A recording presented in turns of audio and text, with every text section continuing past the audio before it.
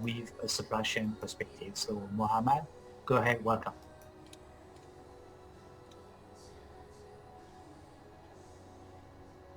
Thank you, Max, for the introduction. I hope everyone is practicing social distancing.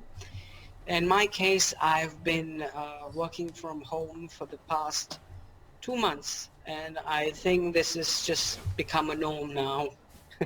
um, but while I've been working from home, I have been reading, contemplating, and reflecting. Some of the things that I would reflect on are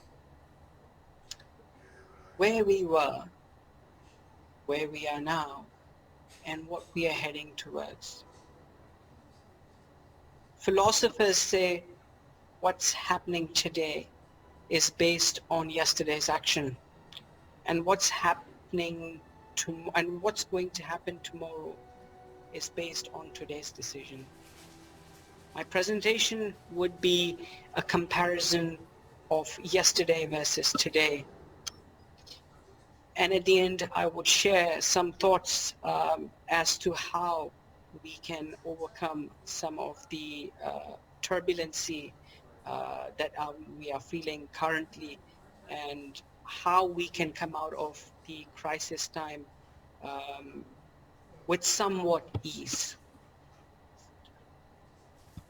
Past 3 months, we've been listening, watching, reading news about COVID.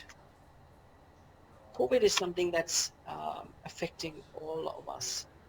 It transcends boundaries and nations. Wherever we are affected. Um, it has social, economic, and political impacts.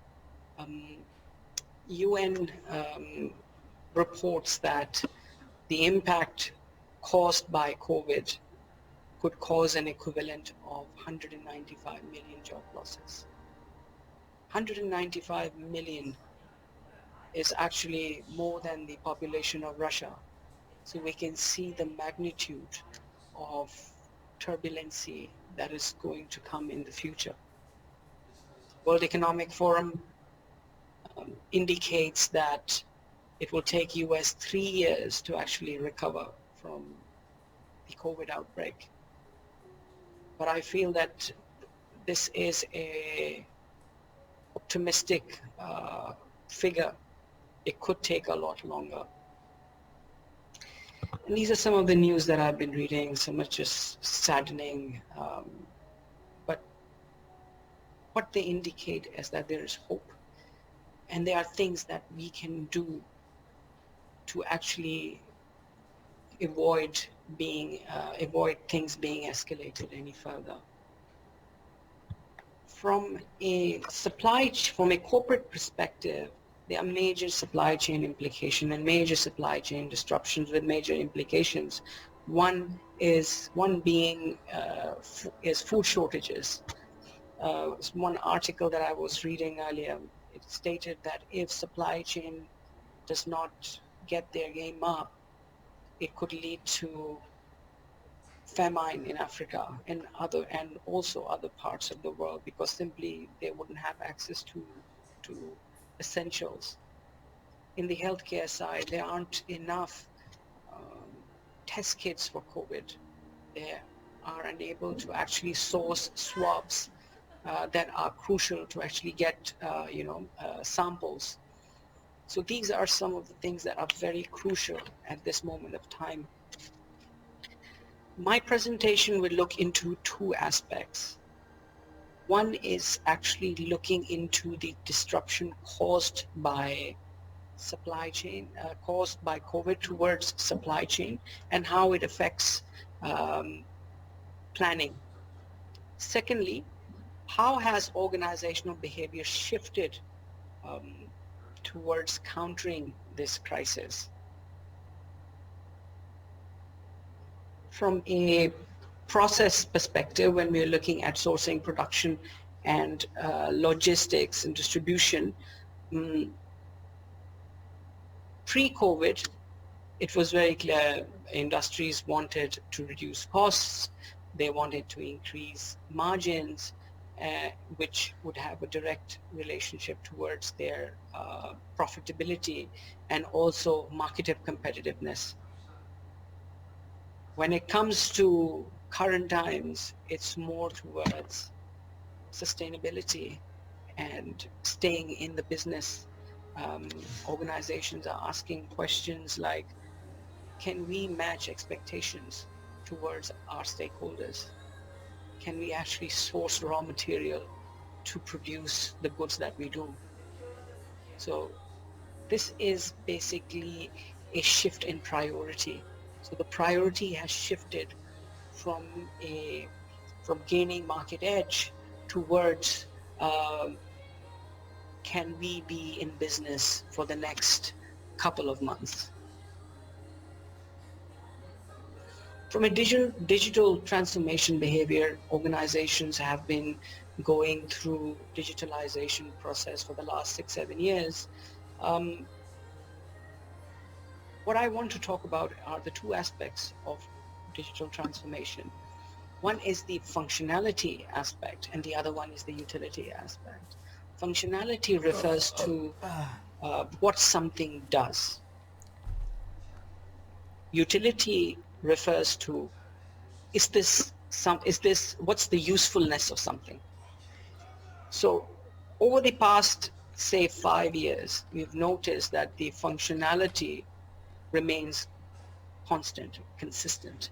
It doesn't change, whilst the utility aspect changes. One reason being that there are advancements in technology. Technology is changing pretty fast, so the value that technology brings to plate varies. Functionality from a corporate standpoint is very simple. From a supply chain standpoint is very simple. They want automation of processes. They want automation then, they want automation now, and they would want automation in the future. The question is, what usefulness will they get out of that automation? Previously, it was decision-making capabilities. Now, of course, they want decision-making capabilities, but at the same time, they want a lower learning curve. One is a lower learning curve and also quick deployment of a solution. If a solution that took 2 months to deploy, they want it to be done in a week.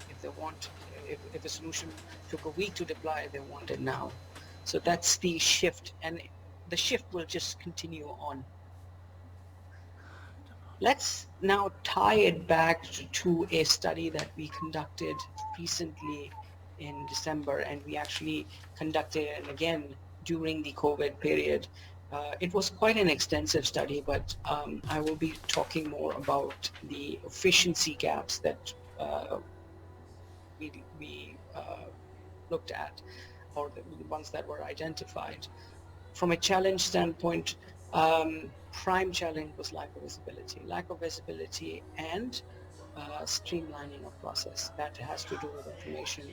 Um, Challenge came about because there are certain redundancies in the process that probably are not identified or are hindering, or it could be the corporate structure of an organization that is hindering digitalization. Lack of visibility for organization means that in a large corporation, when they have different business units, at times it's difficult to have an entire oversight of what they're doing from a process standpoint, and also how they are dealing with their stakeholders. Areas of improvement were predominantly increasing efficiency. Now, increasing efficiency is basically a very broad term. Um, in this case, what we looked at is um, variables that were uh, cost control, reduction of turnaround time, and error reduction. The other areas of improvement that was on everyone's mind was reducing complexities. Supply chain itself is very complex, and the complexity varies depending on industries. Um, what technologies is intending to do is basically reducing complexities as much as possible. Now, these efficiency gaps were not entirely based on digital transformation, but they were generic efficiency. So if there is a organization which is entirely on legacy, it will apply. And organizations that are somewhat digitalized will have similar um, challenges, but in a reduced amount. Their challenges will be more towards integration, perhaps. But here we are looking at more on the generic efficiency gaps. Let's compare these with what's happening now. So this was just conducted in the last 2 months. And if you see the shift, again, it reflects that it's more towards business continuity and sustainability. And the major areas of disruption um, has come about from sourcing and risk management side. Sourcing, why? Because sourcing, risk management, and the weakest link has been on the supply chain networks. Of course, when your supply chain network is weak, it will have a direct impact on the sourcing activities. Previously, organizations have been more focused on tier one suppliers, whereby tier two or tier three suppliers were not were neglected or not given much attention. Let's say it could be that in certain niche industry that those practices do apply because there might not be very many suppliers to begin with. But in industries where there are ample suppliers, still tier one practice is prevalent.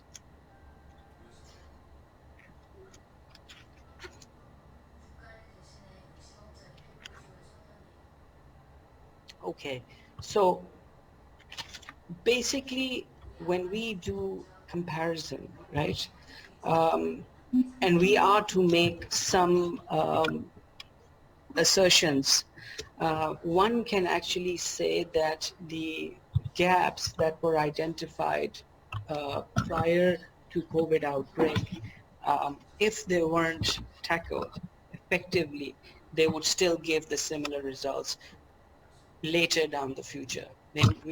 Organizations might not feel it uh, as soon, but eventually they would. COVID has just escalated the process. Um,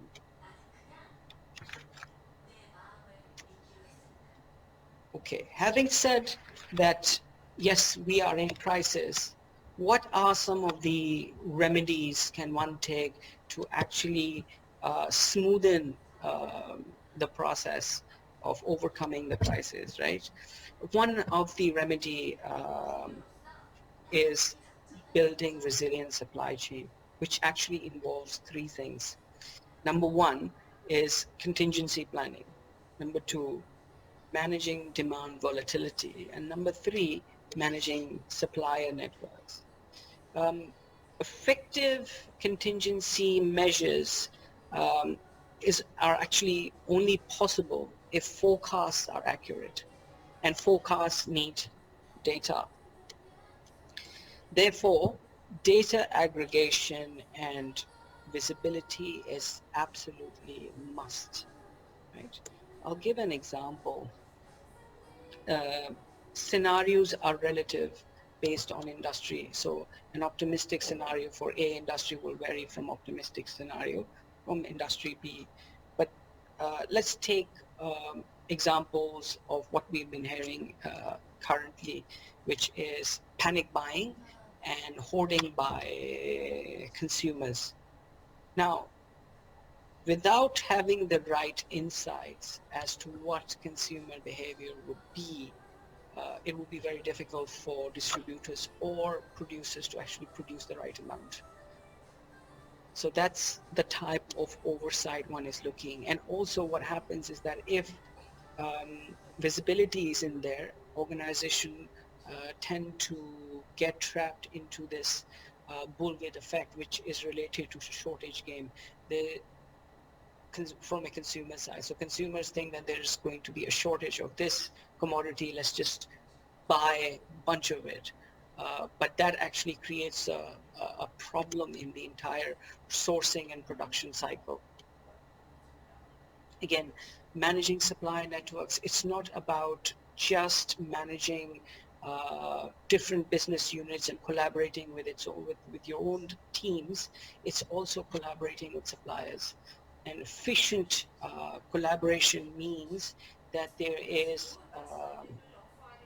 oversight on suppliers' production, suppliers' inventory, and suppliers' logistic routes.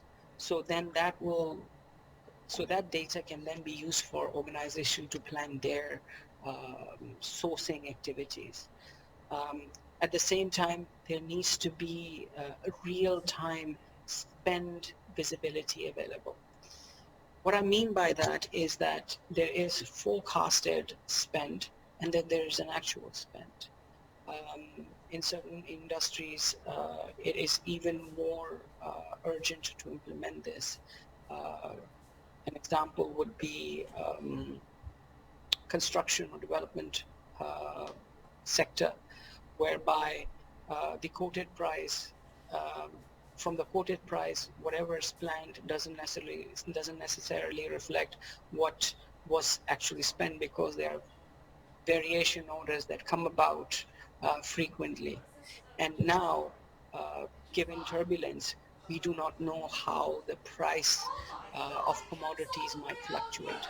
So real-time visibility on spend is very important to make viable decisions that would reflect future of the business. If I would now summarize what I've been talking earlier, I would break it down into four things.